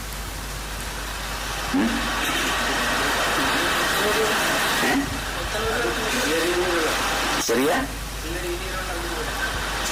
ആ ചിലടപ്പ് പഴയ രീതിയിൽ തുടർച്ചയായി പുതിയ രീതിയിലായിട്ടുണ്ട്. ചിലടത്ത് പഴയ രീതിയിൽ തന്നെ ഉണ്ടാവും. എന്തായാലും ശിക്ഷാ നടപടികളൊക്കെ ദേവതയിൽ നിന്നാണ് വരുന്നത്. രാജാവ് പ്രതിനിധി മാത്രമാണ്. ദേശത്തോട് ചേരുമ്പോ ദേശലക്ഷ്മിയായും, രാജാവിനോട് ചേരുമ്പോ നിയമം നടപ്പാക്കുന്നവളായും, അകത്തെ പണ്ഡിതരായ ആളുകളോട് ചേരുമ്പോൾ വിദ്യാഭ്യാസമായും, കലയോട് ചേരുമ്പോൾ കലാ അതിദേവതയായും, സാധാരണ ജനങ്ങളോട് ചേരുമ്പോൾ അന്നമായും ക്ഷേത്രം ചേരുന്നതനുസരിച്ച് അനേക മുഖങ്ങളിൽ അന്ന് പ്രവർത്തിച്ചിരുന്നു. അതിന്റെ എല്ലാം രേഖകൾ കാണാനുമുണ്ട്. ക്ഷേത്രങ്ങളിൽ ഇന്നും അതിന്റെ ഒരു തുടർച്ച ഇന്നും തെറ്റായോ ശരിയായോ ഇന്നും ചിലരങ്ങളിൽ നടക്കുന്നുണ്ട്. പല പ്രമുഖ ക്ഷേത്രങ്ങൾക്കും ഉത്സവത്തോടൊപ്പം പള്ളിനായാട്ടുണ്ട്. മനസ്സിലായോന്നറിയില്ല. പള്ളിവേട്ട. നിങ്ങളുടെ മനസ്സിൽ കുടികൊള്ളുന്ന കാമ, ക്രോധ, ലോഭ, മോഹാദികളാകുന്ന വന്യമൃഗങ്ങളെ വേട്ടയാടാൻ വേണ്ടി ദേവത വർഷത്തിലൊരിക്കൽ ഇറങ്ങുന്ന ഇറക്കമാണ് വേട്ട. പറയെടുപ്പുണ്ട്. നികുതി വിരിക്കുന്നത് അങ്ങനെയാണ്. കൊടുക്കുന്നവന് തൃപ്തിയോടുകൂടി കൊടുക്കാൻ പറ്റുന്നതും വാങ്ങാൻ പറ്റുന്നതുമായ ഒരു ഏർപ്പാടില് പറയെടുപ്പുണ്ട്. അത് വാങ്ങിക്കുന്നത് കൂടുതൽ കൊടുക്കുന്നത് പുണ്യമാണ് എന്ന ഭാവത്തിലാവുമ്പോ ടാക്സ് വെട്ടിക്കൊണ്ടാവില്ല. മനസ്സിലായില്ല? വളരെ ബുദ്ധിയുള്ളവൻ ഉണ്ടാക്കി വെച്ചതായിരിക്കണം. പൊങ്ങച്ചം കാണിക്കാൻ അവിടെ കൊണ്ട് കൊടുക്കുമ്പോ ഇന്നും ടാക്സ് കൊടുത്തില്ലെങ്കിലും വെട്ടിക്കുന്നത് അവിടെ കിട്ടും. മനസ്സിലായില്ല? അതുകൊണ്ടാണ് ഗുരുവായൂരപ്പനോ അയ്യപ്പനോ ഒന്നുമില്ലെങ്കിൽ ജനാധിപത്യക്കാരന് ശമ്പളം കൊടുക്കാൻ കഴിയില്ല. ഇങ്ങനെ പറയുന്ന നല്ലതെന്ന് എനിക്ക് തോന്നുന്നു. പാർട്ടി ഏത് ഭരിച്ചാലും വിളക്ക് കത്തിക്കുന്നതായാലും കത്തുന്നതായാലും കത്തിക്കുന്നതാണ് പരമാർത്ഥം. ഞാൻ പതുക്കെയാ പറഞ്ഞു, എല്ലാവരും കേട്ടില്ലല്ലോ. അത് കത്തുന്നതായാലും അതിനെപ്പറ്റി തർക്കിച്ചാലും ഭരണം നടക്കണോ തമിഴന്റെ പൈസ വേണം. ഒരു മകരവിളക്ക് നിന്നുപോയാൽ കേരളത്തിലെ എല്ലാ ഹോട്ടലും നടത്തുന്നവൻ പട്ടിണിയാവും. കേറുന്ന അതിർത്തി മുതൽ പമ്പ വരെ വണ്ടിക്കാരോട് ഇരിക്കുന്ന കാശ് ഖജനാവിലോട്ട് വരില്ല. മനസ്സിലായില്ല? നാരങ്ങാവെള്ളം മുതൽ നാരി വരെയുള്ള കച്ചവടം മുഴുവനും പൂട്ടിലാവും. ഇതൊക്കെ കടിച്ചാൽ പല്ല് പോവുമെങ്കിലും കോടിക്കണക്കിന് രൂപ തരുന്നതാണ് അപ്പു വരവണയൊക്കെ. വാലുണ്ടെങ്കിലും വാലില്ലെങ്കിലും. ഈ രസം ഇതെല്ലാം കൂടെ ചേരുമ്പോഴാണ്. വാല് കണ്ടുപിടിച്ച് വാലില്ലാതായാൽ ഒരുപാട് പേര് വെള്ളത്തിലാവും. നാനാജാതി മതസ്ഥരായ ആളുകൾ, അതിന് സംശയം വേണ്ട. കാരണം 41 ദിവസത്തേക്ക് സകല നോൺ വെജിറ്റേറിയൻ ഹോട്ടലിന്റെയും ബോർഡ് ബാനർ കൊണ്ട് വെജിറ്റേറിയൻ ആക്കും. നോൺ വെജിറ്റേറിയനേക്കാൾ തകർത്ത് കൊയ്ത്ത് നടക്കുന്നുകൊണ്ടത്. മനസ്സിലായില്ല? സ്വാമിമാർക്കും ഒരു സന്തോഷമാണ്. ഈ പുറമേയുള്ള ബാനറിന്റെ പേരിൽ കയറി അകമേയുള്ളത് കഴിക്കുകയും ചെയ്യാം. അത് മറന്നുപോയാൽ ഞാൻ എല്ലാം മറന്നുപോയതിന് തുല്യവും. അങ്ങനെ ഒരു ഔദാര്യവും ഇതിനുണ്ട്. ജനം നോക്കുമ്പോൾ വെജിറ്റേറിയനിലാണ് കയറിയത്. അവശ്യം നോൺ വെജിറ്റേറിയൻ പൂശുകയും ചെയ്യാം. അതാണല്ലോ നമുക്ക് ഈ പുറമാണല്ലോ ശരിയാകേണ്ടത്, അല്ലേ? പുറം ശരിയായാൽ ഭക്തിയായെന്ന് നമുക്കെല്ലാം അറിയാം. പിന്നെ ചോദിക്കും, നല്ല മാംസമൊക്കെയാണ് വെന്തതെങ്കിൽ ചക്കയുടെ കൂഞ്ഞിലിട്ടായിരിക്കും ഇല്ലെന്ന് ചോദിച്ചാൽ ഒരു സമാധാനമായി. ഇല്ല, അതും ഇതുപോലൊക്കെ തന്നെയാണെന്നാണല്ലോ വൈപ്പ്. കാരണം ഈയിടെ അങ്ങനെ ഒരു സ്വാമി പറയുണ്ടായി. ചെറിയ കടയില് കൂഞ്ഞിലുകൊണ്ടുള്ള കറിയാണ്. അപ്പൊ പഴയ ഓർമ്മ വന്നു. കുഞ്ഞിനല്ല നിങ്ങൾ പറയാ, അതിന്റെ നടുക്കുള്ള സാധനം. അപ്പൊ കേട്ടോണ്ടിരുന്നവൻ പറഞ്ഞു, കുഞ്ഞല്ല സ്വാമി, മറ്റവൻ തന്നെയാണ്. അപ്പൊ ഇങ്ങനെയൊക്കെയുള്ള കാലമാണ്. അപ്പൊ എല്ലാം ചേർത്തില്ലെങ്കിൽ ചേരുവ വേണ്ട പോലെ ആവില്ല. അതുകൊണ്ട് ഈ കച്ചവടമൊക്കെ ഇന്നും തുടരുന്നത് ആ പഴയതിന്റെ ചില ഭാഗങ്ങളോട് ചേർന്നാണ്. അപ്പൊ ദേവത കരം പിരിക്കാറുണ്ട്, തിരുവാണെന്ന് അറിയാതെ. ദേവത നായാടാറുണ്ട്. മിമിക്സ്പയർഡായാലും മിമിക്രി ആയാലും കലാകാരന് പൈസ ഉണ്ടാകണമെങ്കിൽ ക്ഷേത്രത്തിലാവണം. മനസ്സിലായില്ല? അത് പൊളിക്കാൻ പറയുന്ന കലാരൂപത്തിനുള്ള കാശും അതിനകത്തുനിന്നേ കിട്ടുള്ളൂ. മനസ്സിലായെന്നറിയില്ല. കഥാപ്രസംഗ ലോകത്ത് അദ്വിതീയനായ സാംബശിവൻ പോലും ക്ഷേത്രങ്ങളുടെ മതിൽക്കെട്ടുകളിൽ നിന്നാണ് അതുല്യപ്രഭാവനായത്. ഇപ്പൊ കലയും അതിനോടൊപ്പം വരുന്നു. ക്ഷേത്രം ഏതെങ്കിലും മതത്തിൻ്റെതായിരുന്നെങ്കിൽ അതിന്റെ പാരമ്പര്യ വിശ്വാസ പ്രമാണങ്ങളിൽ എല്ലാ കലകൾക്കും സ്ഥാനം ഉണ്ടാവില്ല. മനസ്സിലായില്ല? ആധുനിക ആരാധനയും ആധുനിക കമ്മിറ്റിയൊക്കെ വന്നപ്പോ കമ്മിറ്റിയിലെ ഹൈന്ദവ വിശ്വാസികളായ ശക്തിയുള്ളവർ, അങ്ങനെ പറയുന്ന വിശ്വാസികളുണ്ടല്ലോ അല്ലേ? ഹൈന്ദവരാണ് മുഴുവൻ കമ്മിറ്റിയും. എങ്കിലും അതില് ഹൈന്ദവ സംഘടനയിൽപ്പെട്ട ആളുകൾ ഇരിപ്പുണ്ടെങ്കിൽ, അല്ല ബാലയൊക്കെ വന്നാൽ, മറ്റു മതങ്ങളിൽ നിന്നുള്ള അഭിനേതാക്കൾ ഉണ്ടെങ്കിൽ ആദ്യം പറ്റുകയില്ല എന്ന് പറയും. ഒരു സെക്രട്ടറിയോ ഖജാൻജിയോ കമ്മിറ്റി അംഗമോ ആയിട്ടിരിപ്പുണ്ടെങ്കിൽ ഞങ്ങളിത് സമ്മതിക്കില്ല. തൃപ്പൂണിത്തുറ അരവിന്ദാക്ഷമേനന്റെ ബാലയെ വരുമ്പോ അതിലെ 4 പേരുടെ പേര് ഹൈന്ദവ നാമമല്ല, പറ്റില്ല എന്ന് ആദ്യം പറയും. പിന്നെ അവര് തന്നെ ഒരു വഴി പറഞ്ഞു കൊടുക്കും. നോട്ടീസ് അടിക്കുമ്പോ പേരൊന്ന് മാറ്റി എഴുതിയാൽ മതി. ഇത്രേ ഉള്ളൂ. മനസ്സിലായില്ല? ജോർജ് കുട്ടി അകത്ത് വേണമെന്നുള്ള നിർബന്ധമാണ്. ജോർജ് കുട്ടിയും തമാശയ്ക്ക് പറഞ്ഞല്ല, ജോർജ് 6th കിങ്. കണ്ടിട്ടുണ്ടോ പഴയതില്ല? പഴയ തല കണ്ടിട്ടുണ്ടോ? ഇല്ല. ഗാന്ധി എന്ന് പറയുന്ന പോലെ ഇത് നല്ല വിലയുള്ള സാധനമാണ്. ഇതിനെ പ്രശംസിച്ച ഇന്നും നമ്മൾ പാടുന്നത്. പാടാറില്ലേ? ഇന്ന് രാവിലെ എല്ലായിടത്തും പൊക്കി പാടിയില്ലേ? പിന്നെ ഇയാളെ പൊക്കിയാ നമ്മൾ പാടുന്നത്. അല്ലേ? അങ്ങനെയാണ് അതിന്റെ പേരെന്ന് തോന്നുന്നു. ഇനി അതേപറ്റി പറഞ്ഞു എന്ന് വിചാരിച്ചു അകത്താവുമെന്നറിയില്ല. മിനിങ്ങാന്ന് തൊട്ട് അങ്ങനെ ഒരു മലേഷ്യ ഗവൺമെന്റ് അങ്ങനൊരു ശക്തമായത് പറഞ്ഞിട്ടുണ്ട്. അകത്തുവാൻ വഴിയാവുമോ എന്നറിയില്ല. അകം ഇല്ലല്ലോ അല്ലേ? അല്ലെങ്കിൽ ഏതകം ഏത് പുറം സാരമില്ല, നമുക്ക് അന്നേരം കാണാം. അപ്പോ അവിടെയും കലാകാരന്മാർക്ക് കലയായി വികസിച്ചു. ഇത് ഏതെങ്കിലും മതത്തിന്റെയോ ജാതിയുടേതോ ആണെങ്കിൽ ഇത്രയേറെ മുഖങ്ങൾ ക്ഷേത്രത്തിനുണ്ടാകുമോ? അത് ചോദിക്കാൻ എത്രയും പറഞ്ഞു. മതമോ ഒരു ജാതിയോ അതിന്റെ സംഹിതകളെ വിമർശിക്കുന്ന കലയും സാഹിത്യവും അതിൽ വെച്ച് നടത്താൻ സമ്മതിക്കുമോ? ചോദ്യം മനസ്സിലായില്ല. സെമറ്റിക് മതങ്ങൾക്ക് ആ വികാസം വരാത്തത് കണ്ട് അതിനെ പിന്തുടർന്നതുകൊണ്ടാണ് ഇന്ന് നിങ്ങൾ അവയൊന്നും അവിടെ അനുവദിക്കില്ല എന്ന് പറഞ്ഞ് വാശി പിടിക്കുന്നത്. മനസ്സിലായില്ല. കൂത്തുപറഞ്ഞ ചാക്യാര് അവഹേളിക്കാനുള്ള കലാരൂപവും ക്ഷേത്രത്തിൽ നിന്നുണ്ടായി. ശരിയല്ല? മിഴാവ് കൊട്ടാൻ മറന്നുപോയി ഇറങ്ങിപ്പോയപ്പോ ചാക്യാരൊന്ന് വിമർശിച്ചു. വിമർശിക്കാൻ അവിടെ സ്വാതന്ത്ര്യമുണ്ട്. രാജാവിനെ മുഖത്ത് നോക്കി നേരത്തെ വിളിച്ചു അല്ലേ? രാജാവിനെ നേരത്തെ വിളിച്ചു അല്ലേ? ഗണപതി വാഹന രിപുനയനാന്നോട്ട് വിളിച്ചു അല്ലേ? രാജാവ് ഏതായാലും റൂമിലേക്ക് വിളിച്ചു. ഇവനെ ഒന്ന് കണ്ടു കളയാം, നേരാൻ വണ്ണം ഒന്ന് കാണാം, എത്ര തന്റെ വീഡിയോ. ചാക്യാർ അവിടെ ചെന്നപ്പോ ചാക്യാരോട് ചോദിച്ചു, ഇപ്പൊ എങ്ങനെയുണ്ടെന്ന് ചോദിച്ചു. പൂച്ചയെ കണ്ട എലിയെ പോലുണ്ടെന്നാവൻ.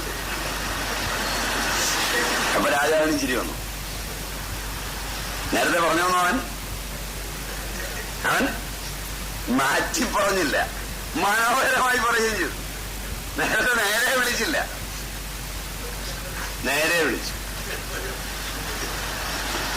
ജനാധിപത്യത്തിന്റെ ആളുകളെ ആരെയോ പണ്ടൊരു വേദിയിൽ വിളിച്ചിട്ട് അവന്റെ തടി പോലും കിട്ടിയില്ലെന്നാണ് ഏതോ ഒരു കോളേജ് കുമാരന്റെ ഡയറി പറയുന്നത് അല്ലേ? അങ്ങനൊരു പടവും ഇറങ്ങിയെന്ന് തോന്നുന്നു. നിങ്ങളൊക്കെ പോയി കണ്ട് വികാരം കൊണ്ടു. പക്ഷേ പാവം തന്തയ്ക്ക് തടി പോലും കിട്ടിയില്ലെന്നാണ് കഥ. അപ്പൊ ക്ഷേത്രത്തില് അതിനടുത്ത ദിവസം നമ്പിയാർക്ക് ചാക്യാരെ കളിയാക്കിയും കലയാളാം. കലയും അവിടെ ഉണ്ടായിരുന്നു. കലാക്ഷേത്രങ്ങളെന്ന് വിദ്യാലയങ്ങളെ അറിഞ്ഞത് തന്നെ അതിന്റെ ഈറ്റില്ലം ക്ഷേത്രമായതുകൊണ്ടാണ്. ഇത്രയും മുഖമുള്ള ക്ഷേത്രം ഏതെങ്കിലും ഒരു പ്രത്യേക വിഭാഗത്തിന്റെ ആരാധനാകേന്ദ്രമായി ഇരിക്കുമോ? അതാദ്യം അറിയണ്ടേ. ഇരുന്നാൽ അതിന് ഇത്രയും വികാസപരിണാമങ്ങൾ ഉണ്ടാകുമോ? ഇനി ആ അവസ്ഥയിലേക്ക് എന്നെങ്കിലും പോകുമോ? ഈ 3 ചോദ്യങ്ങൾക്കും ഉത്തരം ഒന്നിച്ച് ഇല്ല എന്ന് പറയുന്നതാണ് ഉചിതമെന്ന് തോന്നുന്നു. അപ്പൊ ആലയം നിങ്ങൾ ഉദ്ദേശിക്കുന്ന ഈ ബാഹ്യക്ഷേത്രങ്ങളാണെങ്കിൽ ഇനി നമുക്ക് പറയാം, അവ തനിക്ക് വെളിയിലുള്ള അത്ഭുതമായൊരു ദൈവത്തെ ആരാധിക്കാനുള്ള കേന്ദ്രങ്ങൾ അല്ല എന്ന് നിങ്ങൾ പറഞ്ഞു. ഞാൻ ആയിരുന്നില്ല എന്ന് പറയാനേ ഉദ്ദേശിച്ചുള്ളൂ. നിങ്ങൾ എന്നെക്കാൾ അല്പം കൂടെ കടന്നു പറഞ്ഞു. ഇനി എനിക്ക് എളുപ്പമാണ്. ഞാൻ ഇതുവരെ പറഞ്ഞു വന്നതൊക്കെ ആയിരുന്നില്ല എന്ന് സമർത്ഥിക്കാനാണ്. നിങ്ങൾ അല്ലെന്ന് തന്നെ ഉറപ്പിച്ചു പറഞ്ഞു. ഇനി ഞാനാ പറഞ്ഞൊന്ന് പുറത്തിറങ്ങി പറയരുത്. നിങ്ങൾ പറഞ്ഞത് ഞാൻ സർവാത്മന ശരിവെച്ചിരിക്കുന്നു. എനിക്കെതിരഭിപ്രായം നിങ്ങളോട് പൂർണ്ണമായ യോജിപ്പാണ് ഇക്കാര്യത്തിലുള്ളത്. ക്ഷേത്രം ആരാധനാലയമല്ല എന്നാണ് ഇനി ഇത് ആരാധനാലയമാക്കിയത്. കേരളത്തെ സംബന്ധിച്ച് 1930 എന്തിനാണാക്കിയത്? ആരാണാക്കിയത്? ക്ഷേത്രപ്രവേശന വിളംബരം 1930. ആരാണ്? എന്തിനാണ്? സർ CP രാമസ്വാമി അയ്യരാണ് അതിന്റെ പിന്നിലെ ശക്തി. എന്തിനാണ്? സിംഹളസിംഹം സി കേശവന്റെ നേതൃത്വത്തിൽ, ഇന്നല്ലേ ആ പേര്. കാരണം ഭാരതകേസരി മന്നത്ത് പപ്പനാവനും സിംഹളസിംഹം സി കേശവനും കേരളത്തിന്റെ ജാതിപ്പൂരിന്റെ രണ്ട് മുഖ്യ മുഖങ്ങളാണ്. നിങ്ങളറിയുന്ന പോലല്ല ഞാൻ അറിയുന്നത്, അതുകൊണ്ട് പറഞ്ഞതാണ്. അതുകൊണ്ടാണല്ലോ പേര് തന്നെ സൂചിപ്പിക്കുന്നത് അങ്ങനെ. പേരിന്റെ വാലൊക്കെ എടുത്തു കളഞ്ഞ് പിന്നെ വാലുള്ളവർക്ക് വേണ്ടി പ്രസ്ഥാനമുണ്ടാക്കിയ വാലില്ലാത്ത വാലനും അല്ലേ, ഗസറ്റ് വിജ്ഞാപനമൊക്കെ ചെയ്ത് വാല് കളഞ്ഞ. അത് കഴിഞ്ഞ് വാലന്മാരുടെ കൂടെ അതിന് ചേർന്നത്. പപ്പനാവൻ നായരുടെ നായര് പ്രഖ്യാപിച്ച് കളഞ്ഞ് ഹിന്ദുക്കളെ ഒന്നായിട്ട് കൂട്ടാൻ നടന്ന് കുറെ നാൾ കഴിഞ്ഞ് നോക്കിയപ്പം വാലന്മാര് മാത്രമായി. എന്നെ കേൾക്കുന്ന വാലന്മാർക്ക് ഇഷ്ടപ്പെടുമെന്ന് എനിക്കറിയില്ല, ഇഷ്ടപ്പെടാൻ തരവില്ലെങ്കിലും. ആ കാലഘട്ടത്തിൽ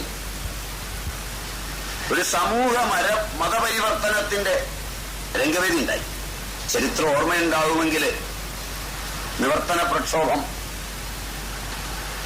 മലയാളി മെമ്മോറിയൽ, ഇങ്ങനെയുള്ള കുറേ പ്രസ്ഥാനങ്ങളൊന്നുണ്ട്. എന്റെ ഓർമ്മയിൽ വളരെ പച്ചപിടിച്ചു നിൽക്കുന്ന കുറെ കാര്യങ്ങളാവരുത്. കാണുകയും കേൾക്കുകയും ചെയ്യുന്നത് തമ്മിലുള്ള അന്തരം കണ്ട് പേടിക്കൊന്നും വേണ്ട. കേൾക്കുന്നതാണ് ശരി, മനസ്സിലായില്ല? കാണുകയും കേൾക്കുകയും ചെയ്യുന്നത് തമ്മിലുള്ള അന്തരം കണ്ട് പേടിക്കണ്ട. ദയ്യല്ല, അതും പേടിക്കണ്ട. ഇത്രയൊക്കെ പ്രായം ഉണ്ടാവുമോ എന്ന് സംശയിക്കണ്ട. വളരെ വളരെ നിവർത്തന പ്രക്ഷോഭത്തിന്റെയും മലയാളി മെമ്മോറിയലിന്റെയും ഒക്കെ കാലങ്ങളിലേക്ക് കടന്നുപോകുമെങ്കിൽ സാമാജികമായൊരു മതപരിവർത്തനത്തിന്റെ ഒരു കാലം വന്നു. അവ ആരാധനയോട് ബന്ധപ്പെട്ടതായിരുന്നു. അതിനുമുമ്പ് മാറുമറയ്ക്കുന്നതിന് വേണ്ടിയുള്ള സമരങ്ങളൊക്കെ ഓർക്കുന്നുണ്ടാവില്ല. അതൊക്കെ കഴിഞ്ഞ് അല്ലെ അതിനോടൊപ്പം വന്ന ഈ മാറ്റത്തില്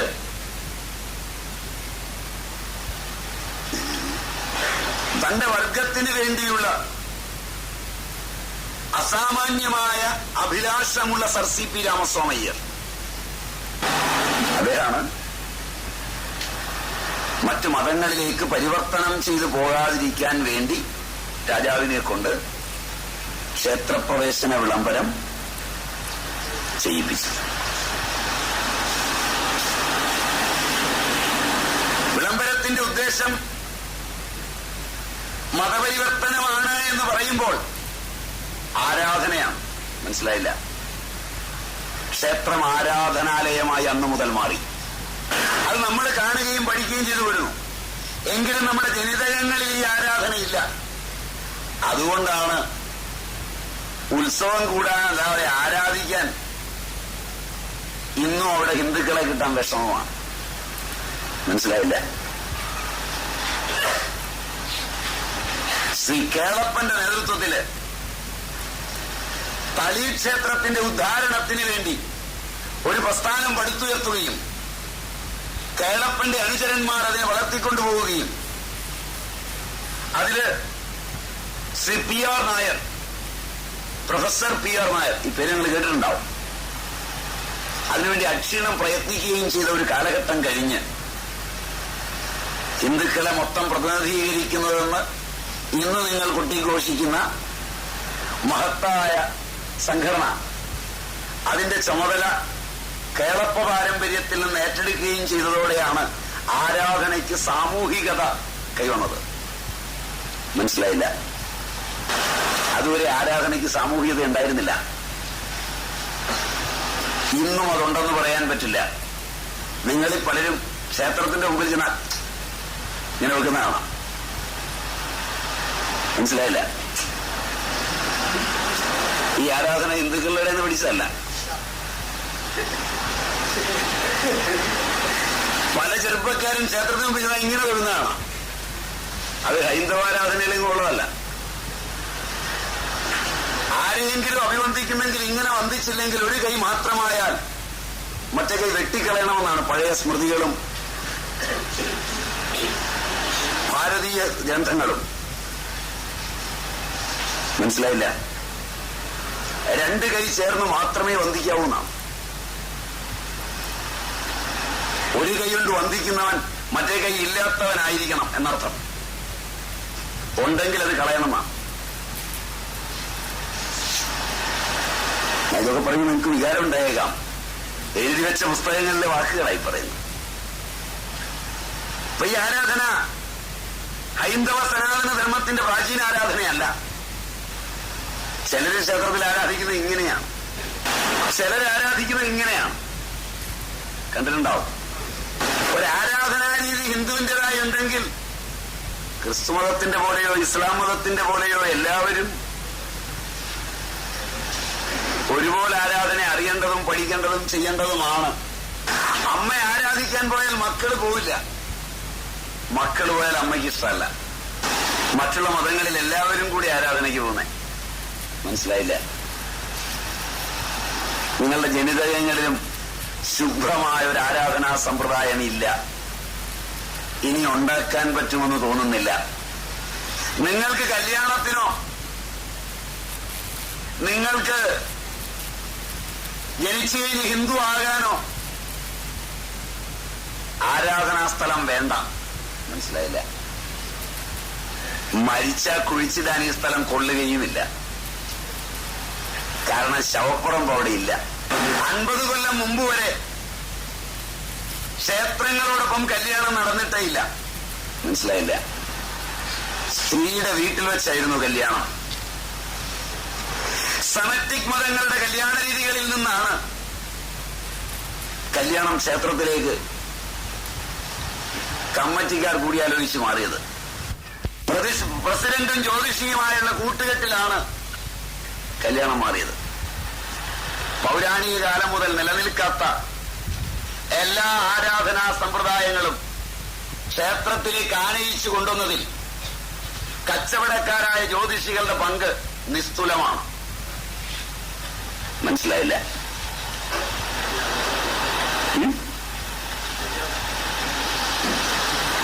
നിസ്തുലമാണ്. ഇനി നിങ്ങൾ ആലോചിച്ച് നോക്കുക, ഇത് ഏതെങ്കിലും മതത്തിന്റെയാണോ ഈ സ്ഥാപനം? എന്തെങ്കിലും ആരാധിക്കാനുള്ളതാണോ ഈ സ്ഥാപനം? ക്ഷേത്രത്തോടൊപ്പം കാണിക്ക മണ്ഡപങ്ങൾ വന്നതും ഒരു 100 കൊല്ലത്തിനപ്പുറം പഴക്കമുള്ള ഏതെങ്കിലും കാണിക്ക മണ്ഡപം ഏതെങ്കിലും ക്ഷേത്രത്തിനുണ്ടോ? ചോദ്യം മനസ്സിലായില്ല. കാണിക്ക മണ്ഡപം പുനഃപ്പണിതു, അങ്ങനെ നോട്ടീസ് ഉണ്ടോ? എല്ലാം പുതുതാണ്. ദൈവങ്ങൾ അവിടെ ഇരുന്നിട്ടുള്ള വരുമാനം പോരാഞ്ഞിട്ട് ബസ്സിൽ നിന്ന് എഴിഞ്ഞുകൊടുക്കുന്ന പിച്ചക്കാശുര മേടിക്കാൻ വഴിയിലോട്ട് ഇറങ്ങിയിരിക്കുകയാണ് തോർത്തു വിരിച്ച്. ദൈവത്തെ ഈ തോർത്തു വിരിച്ച് ഇരുത്തിയ മഹാരഥന്മാർക്ക് നമോഭാഗം. ഭരിക്കുന്നവന്റെ സങ്കല്പത്തിൽ കൂടുതൽ അവന്റെ ദൈവത്തിനും ഉണ്ടാവില്ലല്ലോ. ഇത്രയും കാര്യമൊക്കെ ശരിയാണോ? ആദ്യം കേട്ടിട്ട് ഞാനിതിൽ കള്ളമല്ലും പറഞ്ഞു ചേർത്തോ? കാണിക്കമണ്ടോ? പുതുതല്ലേ, പഴയതല്ലല്ലോ. കല്യാണം പുതുതായിട്ട് തുടങ്ങിയതല്ലേ? അടുത്ത കാലത്ത് തുടങ്ങിയ ക്ഷേത്രത്തിൽ കല്യാണമൊക്കെ. ഓഡിറ്റോറിയം, മറ്റേ കച്ചവടത്തിനുള്ളതിന്റെ പേരെന്തുവാ? Shopping complex. ദൈവം കച്ചവടത്തിനും കൂടെ ഇറങ്ങി. കാരണം ബിസിനസ്സുകാരാണല്ലോ അതിന്റെ പ്രസിഡന്റ്, സെക്രട്ടറി ഒക്കെ. അവർക്ക് ആകെ അറിയുന്ന പണി ബിസിനസ്സും ഒക്കെ ഉള്ളൂ. അല്ലാതെ ക്ഷേത്രത്തോട് ബന്ധപ്പെടുന്നതെന്ന് പറയാവുന്നവയൊന്നുമല്ല. സാമ്പത്തികമായി ഡെവലപ്പ് ചെയ്യാനുള്ള സാമ്പത്തികം അവിടുന്ന് ആയിരുന്നു, ബാക്കിയുള്ളവനാ ഇല്ലാത്തത്. അപ്പൊ ഇത്രയും വെച്ച് എനിക്ക് ഓർമ്മ ശരിയാണെങ്കിൽ ഞാൻ പറഞ്ഞതിനെ സാധൂകരിക്കാൻ കൊട്ടിയൂർ ദേവസ്വത്തിന്റെ സ്വത്ത് വിധിയായിട്ടുണ്ടെന്നു കേസുണ്ടെന്നു. പാലേക്കാട് ദേവസ്വത്തിന്റെ ഭൂമിയും കോടതി വിധിച്ചിട്ടുണ്ട്. കേരളത്തിലെ പ്രസിദ്ധനായ ഒരു സ്വാമിജിയുടെ കയ്യിലിരിക്കുന്ന സ്വത്തുൾപ്പെടെ കോടതി വിധിച്ചിട്ടുണ്ടെന്നാണ് എന്റെ അറിവ്. 300 ഏക്കർ സ്വാമിജിയുടെ കയ്യിൽ തന്നെ ഉണ്ട്. ദേവസ്വത്തിന് കൊടുക്കാൻ പറഞ്ഞ് വിധിയായിട്ടുണ്ടെന്നാണ്